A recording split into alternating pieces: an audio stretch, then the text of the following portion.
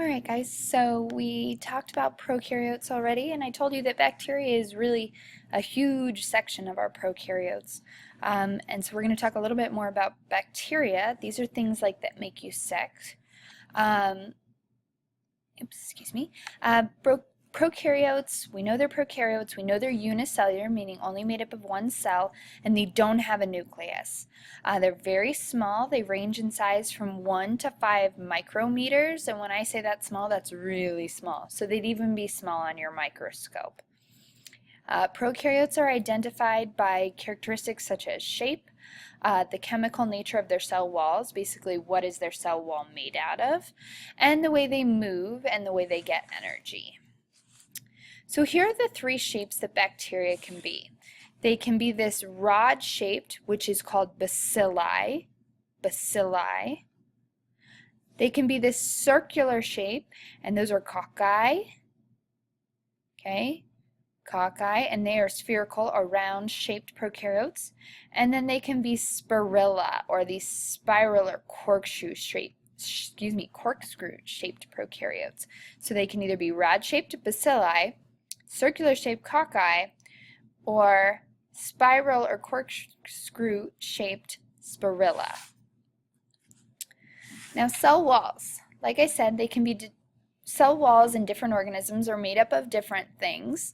In Gram staining, this method used by scientists is used to determine what is in the cell wall. And this can help tell us what type of bacteria or what type of prokaryote is present. So we inject the bacteria, the specimen, with this type of stain, and that stain colors only certain types of cell walls. They're cell walls that contain something called peptidoglycan. Not expecting you to remember that, but in case you were curious, it's a stain that is staining or stains peptidoglycan. We know that this information is important because it can tell us what type of bacteria is present. So if it's gram-positive, that means the cell wall has peptidoglycan, and look, it is turned kind of a dark purplish. And here we have gram-negative, and notice how it did not turn purplish. That means that its cell wall is not made of peptidoglycan. So it tells us, it helps us narrow down what type of bacteria is there. Movement. So some bacteria are propelled by flagella, which we talked about what that was when we talked about eukaryotes and a little bit when we talked about prokaryotes. And that's basically just for movement. It's its whip-like tail. And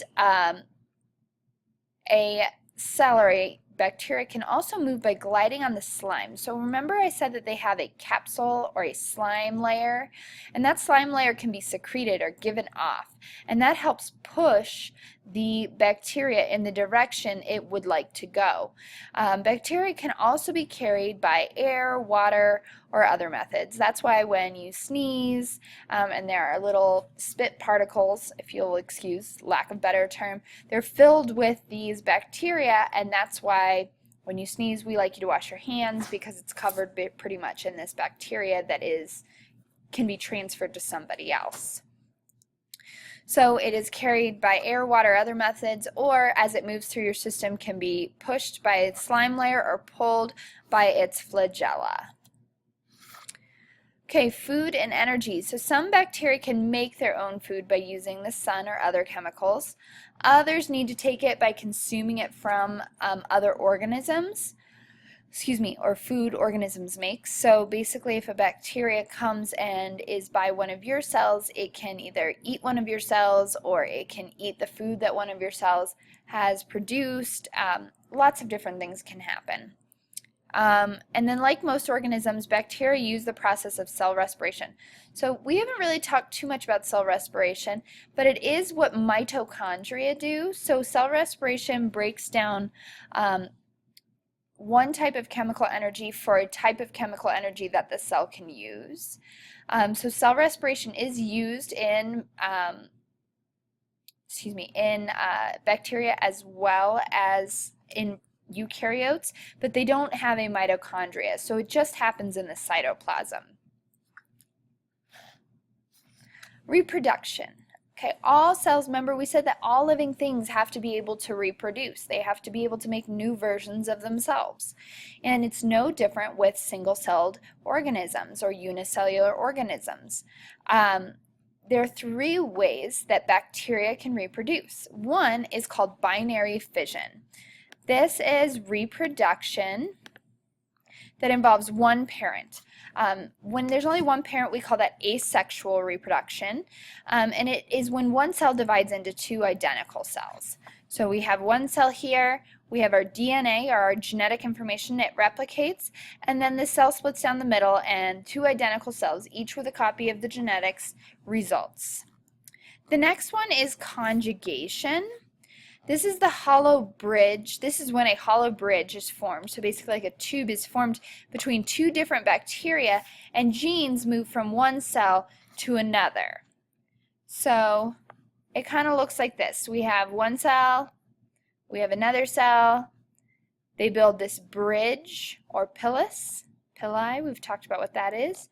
And basically the genetics or a piece of DNA can slip through that little hole into the other cell. And then we have endospores. This is a spore that is formed when a bacteria produces a thick internal wall which traps its DNA. So basically it's when like there's a nuclear membrane. Remember, in prokaryotes, there is no nuclear membrane. So when an endospore forms, it forms this like harder, almost like a nuclear wall, okay, that encloses the DNA. And basically, this only happens when bacteria don't have enough food or enough water or something like that, because they can kind of hibernate when they go into this endospore process. So they kind of hibernate and they wait for more like just better conditions to survive. So this is kind of what it looks like. So this is our cell, and let's say it's really, really hot and there isn't a lot of water and there's almost no food. And so basically what happens is the cell will kind of split, but it won't get rid of the other cells. So they won't split completely, but there is a copy of genetic information in both parts.